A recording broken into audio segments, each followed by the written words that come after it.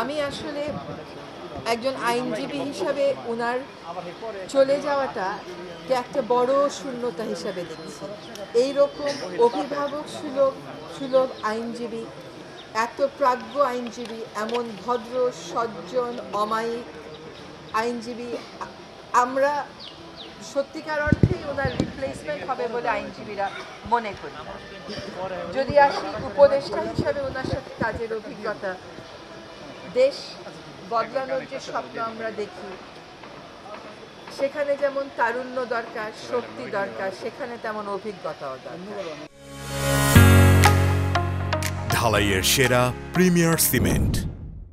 স্যারের মতন নেতৃত্বের আসনে আসীন মানুষদের ফাইল পড়ে জানতে হয় না বাস্তবতা কি, ওনারা জানেন বাস্তবতা কি। বহু ইতিহাসের সাক্ষী ওনারা, বহু অন্যায়ের বিরুদ্ধে ওনারা লড়াই করেছেন। আমরা মনে করি যে উপদেষ্টা পরিষদে অভিজ্ঞতা, মেধা, শক্তি, প্রাণ শক্তির যে একটা সমন্বয় আছে, সেখানে একটা বড় ঘাটতি হবে স্যারের এই প্রস্থানে।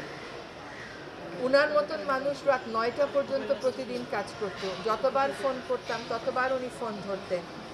আমি যেহেতু একসময় পরিবেশ আন্দোলনে ছিলাম, আমি যখনই কোথাও বালু উত্তোলন হয়, মানুষ ভুক্তভোগী মানুষেরা আমার কাছে পাঠায়, আমি ওটা স্যারকে পাঠাতাম যে স্যার এটা আপনার মন্ত্রণালয়ে।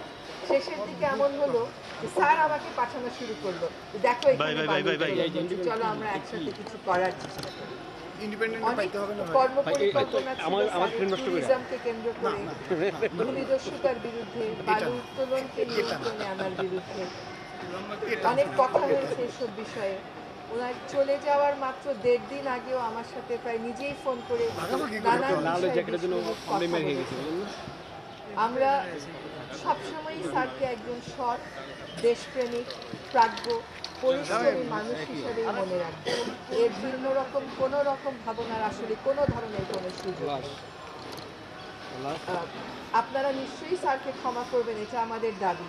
কিন্তু আসলে মনে হয় স্যারের কাছেও আমাদের কিছু কিছু বিষয়ে হয়তো ক্ষমা চাওয়া উচিত ছিল, কিন্তু তা চাইতে পারি না।